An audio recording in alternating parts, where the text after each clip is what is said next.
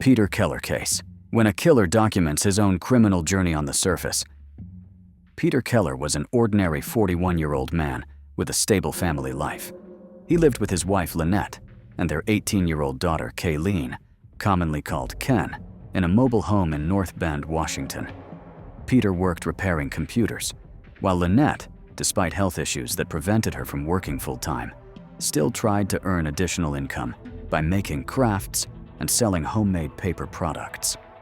However, behind this normal appearance, Peter Keller was carrying out a secret project deep in the forest.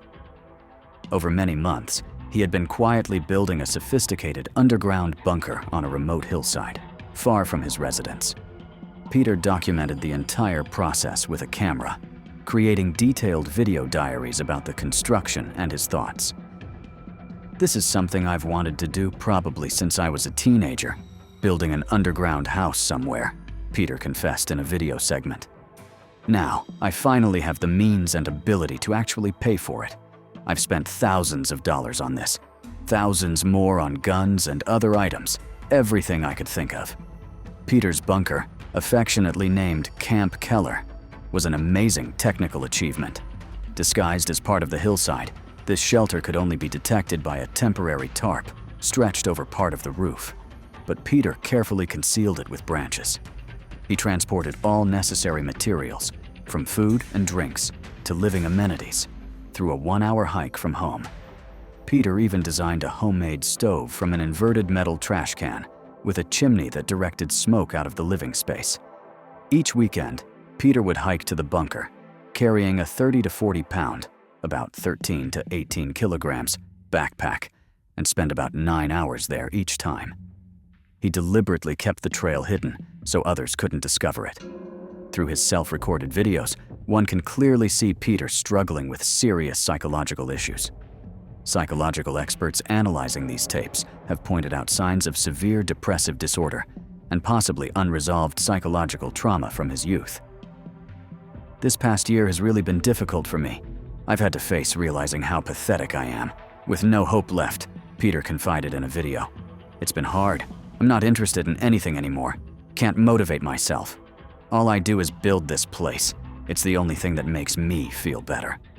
In many recordings, Peter repeatedly mentioned abandoning society and carrying out his project, although initially he didn't specify concrete actions. However, worrying hints gradually emerged as Peter talked about not having to worry about Lynette or Ken anymore, and everything will be resolved. He even spoke about death as an exit that he could accept.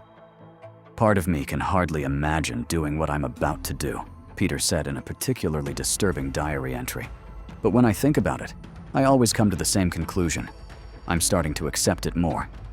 Particularly noteworthy was how Peter recorded scenes multiple times to ensure he appeared as desired, showing how concerned he was about how others perceived him. This, along with his comments about appearance, fits the pattern of someone with narcissistic tendencies who remained stuck in teenage psychology, a time when people often feel as if they're being watched and judged by an invisible audience at all times. On April 22, 2012, the normal life of the mobile home community where the Keller family lived was suddenly disrupted by a loud explosion. Neighbors discovered flames erupting from the Keller home's windows and immediately called the fire department. Firefighters quickly arrived at the scene, climbing onto the roof even as flames consumed it. They had no idea how much they were risking their lives until later. When the fire was extinguished and investigators entered the house, they discovered Peter Keller wasn't there. At this point, tracking down Peter became the police's top priority. Within hours, they found his car parked downtown with the keys still inside, but no indication of where he might have gone. When police checked Peter's workplace, colleagues could only say that Peter had left early and mentioned he might return the next day, next week, or perhaps never. Police also discovered that Peter had recently withdrawn $6,200 from the family bank account.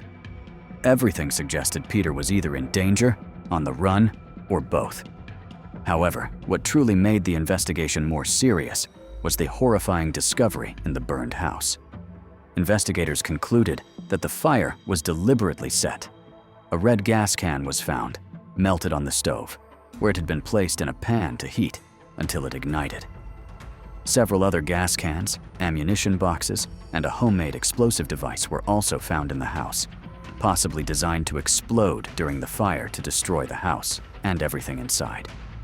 But the most heartbreaking discovery was 2 bodies in the house's bedroom, untouched by fire. The victims were identified as Lynette and Ken Keller, both shot in the head.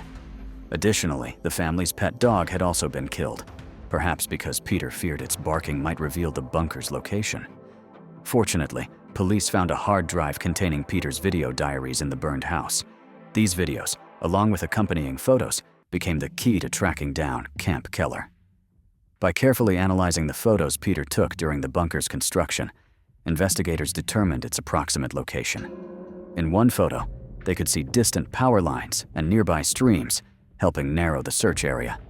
Combined with reports of Peter's truck frequently parked at a specific trailhead, police began combing the area to search for Camp Keller. After 6 days, they finally succeeded. Smoke visible from Peter's homemade chimney helped lead police to the bunker. However, rushing in and arresting wasn't an option.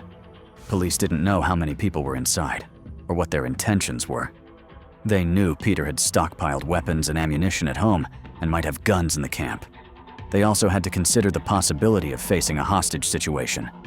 The response team decided to surround the bunker and use tear gas to force those inside to come out. However, after about 10 minutes, nothing changed. Eventually, police threw a grenade toward the bunker. When even an actual explosion produced no results, police knew they would have to be the ones to approach.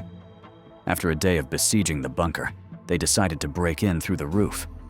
When Camp Keller's walls were finally breached, police discovered that Peter had kept his promise and ended his life when faced with capture.